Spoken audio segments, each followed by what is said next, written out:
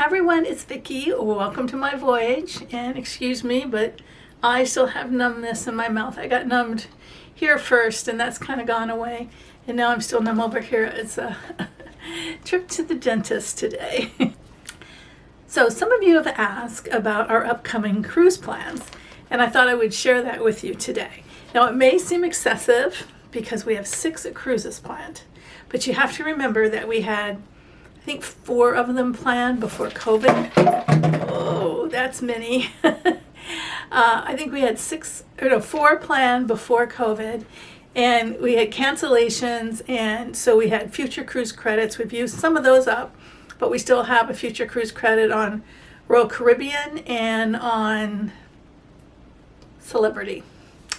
So that's that, and the fact that at first they were kind of running at a low capacity, so they offered some dynamite pricings, especially for those of us who live in Florida, can go on the last minute. So we've been on some of those, but we also took sorry, so I feel like I'm drooling, but I'm not. We also booked some future cruises on with some of those good fares. So I'll just share with you what we have going on. I have to keep up with everything on an app called Shipmates. I don't know if you can really see it there. And that's where I keep up with them. And under booked or my cruises, it lists all of our past cruises, as you can see, and then our future cruises. So let's just start with the first one coming up, which is next month in August. We are going to fly to Vancouver, Canada, and go down a ship that does the inside passage in Glacier Bay in Alaska. We're going to stop in Juneau and Skagway and Ketchikan and Icy Strait. Now some of you may think, wait, didn't you used to live in Alaska? Yes, we did. I lived in Alaska 15 years, and Jerry lived there 20 years. But we didn't live in Southeast Alaska where the cruise ships go. We lived in interior and central Alaska, and we both traveled Alaska for our jobs, but we traveled like northern, western, all around Alaska, but not Southeast so much. Jerry did. Jerry did travel in Southeast. I take that back. In fact, that's one of the reasons we picked this itinerary that leaves out of Vancouver, is because it does stop in Skagway, which is a town he's never been in. And the only thing on the itinerary that I've been in is Juneau, but I haven't really been in Juneau. I've had my plane land in Juneau when we picked up more passengers on our way to Seattle, but I've never, visited Juneau proper. So that's going to be pretty exciting to go on an Alaska cruise. And everybody raves about them. I think we've picked the perfect time of the year, weather-wise, to go in August. So, all right, so that's our next cruise, and that's coming right up, right around the corner.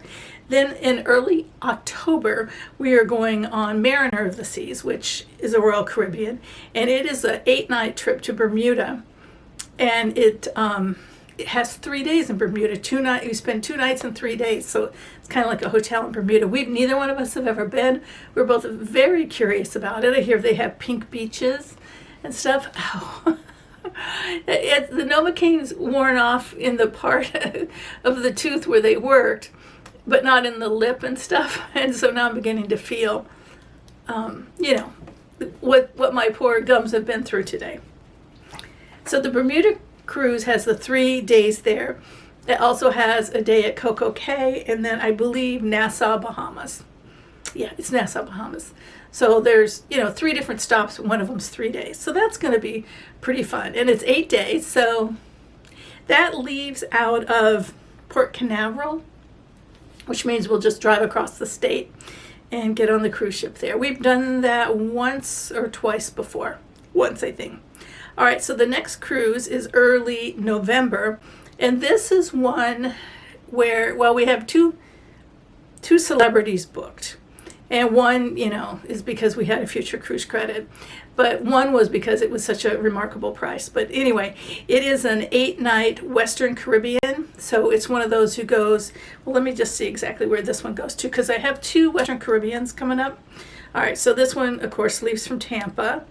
And we have a day at sea, then we go to Belize. We need a do-over in Belize, because last time we were in Belize, that was where we were when I found out that Eddie passed, and it was just, the day was kind of a blur. and then Cozumel, which we went to on our last cruise, which was nice, and then at sea, and then back to Tampa. So when you have a 5-night Western Caribbean, it is usually 2 stops. So that's just kind of an easy peasy, leaves that at Tampa kind of thing, and that was a really good price, so that's why we went for that. All right, so our next one after that is in late November. Now this one was definitely just based, we booked it just based on the price. We were on the ship on our last cruise, which is the Carnival Paradise out of Tampa. And this was one of those cruises where it's just cheaper than staying home, I swear. I know it sounds crazy, but when you're, you know, your fare is less than what was it, $119 or something for the week each. So it's cheaper to stay at home, as I like to say. And this one goes to, there's a day in Cozumel and a day in Grand Cayman, and then of course a sea day at both ends. Easy peasy, so leaves that at Tampa. Yeah, that'll be fun. We've been on the Paradise. We enjoyed it. You know, it's a I don't know, maybe a mid-sized ship, but has a nice coffee place. The rooms are like, we have always just had a window room, not a balcony. So it's not a fancy room, but it's definitely big. I mean, compared to like, say, Princess or something where your stuff's a little bit, I think a little bit smaller, but nice. This is a little bit bigger, but not as fancy. But yeah, it was, you know, the Carnival Paradise, the both times we've been on it, has been very, I guess for lack of a better word, very relaxing.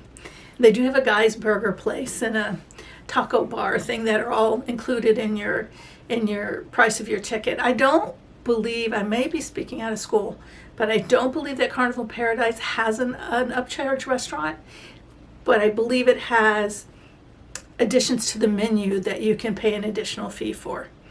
But it's been, you know, a couple months since I was there, so I'm not speaking 100% certain, but I'm pretty sure it has no upcharge restaurants.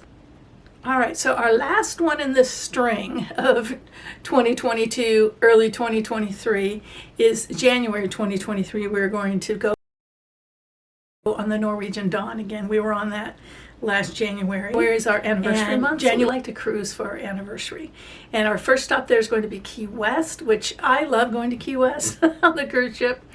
Yeah, it's fun, you know, walking around the downtown and stuff. And we like walking around. There's a marina down there with a boardwalk and like restaurants and stuff. And, you know, that's just free entertainment walking on the boardwalk. We've seen manatees, grouper.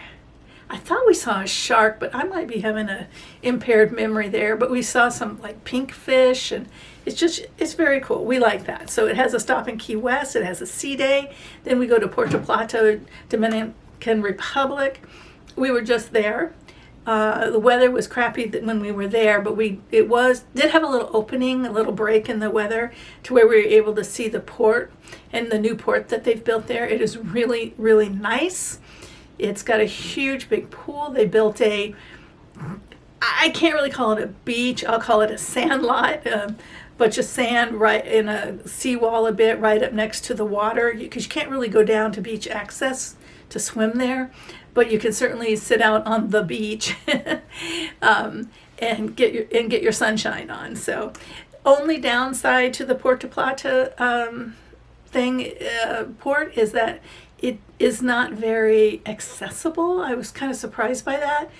I watched somebody else's video, someone who, you know, their mobility is through a wheelchair, and she said that the women's restrooms were not accessible. So that's a drag. And then I found a lot of the port had, I don't know what you call those kind of rocks. They look sort of like shale, but they're not shale, but they're uneven. Like it's not like tile. It's more like this and this, or, you know. And I was stumbling a little bit. And granted, anybody who knows me well will tell you that I'm clumsy. I'm not very sure-footed.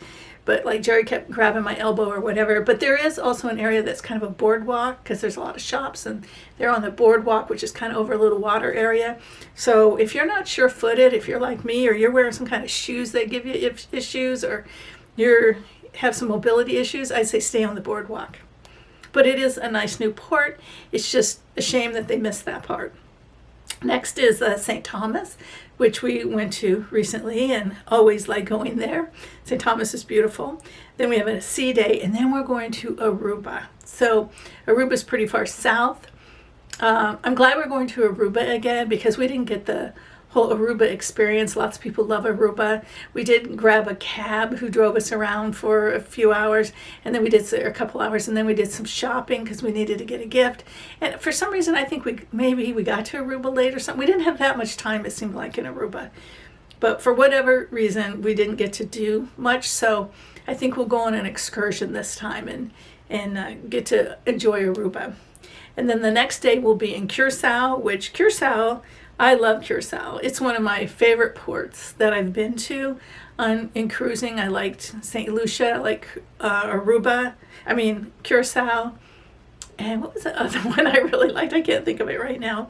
But Williamstad is cool. It has that moving bridge. It has the, Dutch kind of feel to it. And yeah, I liked it. When we went there, we spent half the day, the morning at a beach resort place, and that was nice. And it wasn't one of those all-inclusives, though. It just took you to the beach. And then the afternoon, we walked around and did shopping, but we were kind of rushed on that to be able to really walk around and sightsee, and it was a good town for that. And then, but knowing that you have to get back on that ship on time and you're across a bridge that moves and stuff, so we're, just concerned about time. But yeah, I did like Curacao.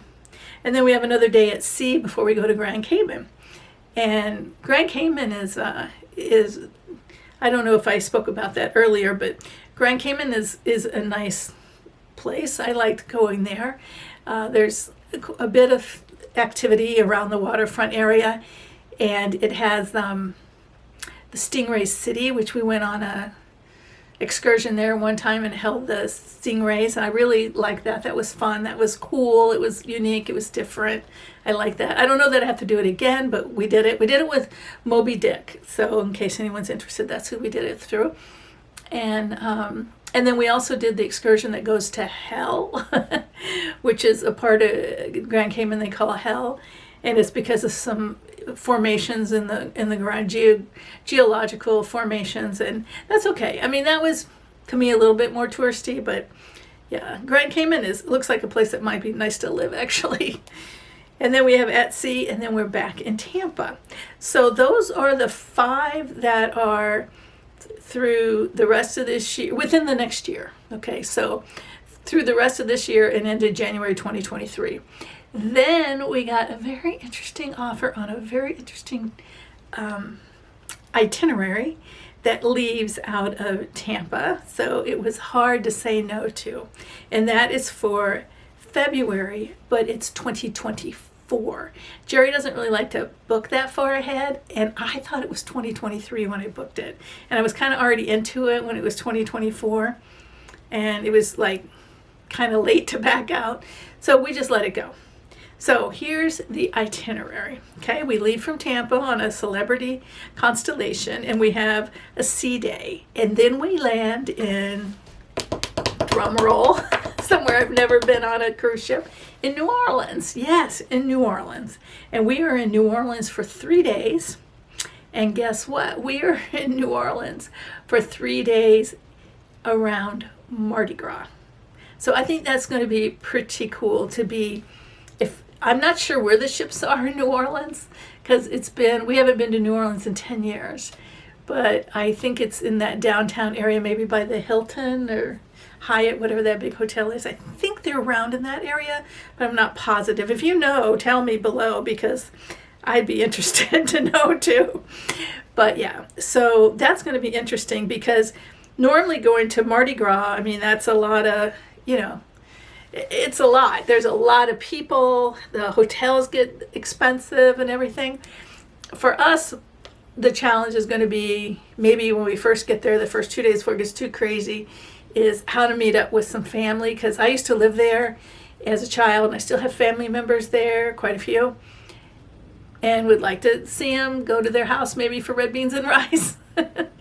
But anyway, oh, though, come to think of it, they always split. They always leave town at Mardi Gras. They go to some of the parades up to it, but when it comes to close to Mardi Gras, they usually go skiing, come to think of it. So, but anyway, so maybe that won't be an issue of how to get around town, because normally, or last time when we went, we drove. So that gave us that flexibility. Well, we won't quite have that. So then, after the 3 days in New Orleans, we're at sea again for 2 days, and then we go to Roytan, Bay Islands, Honduras. And we were there on our last cruise. We went to one of those beach resorts. It was an actual resort with hotels and stuff, but you can get a day pass, and that was nice. I don't know what we'll do this time. I think Roytan has the port, and then there's like a jungly kind of nature trail with a tram or a walkway, and then you can get over to a beach that they've built that's part of the port, and I believe that is no charge. I don't know if you have to pay for like to get an umbrella and chaise lounges or what the deal is, but my understanding is it's little to no cost. So we thought next time, because when we were leaving the port and I was videographing it, I said, wow, that's really nice, you know. So we kind of decided at that point, next time we go to Honduras, we want to check that out.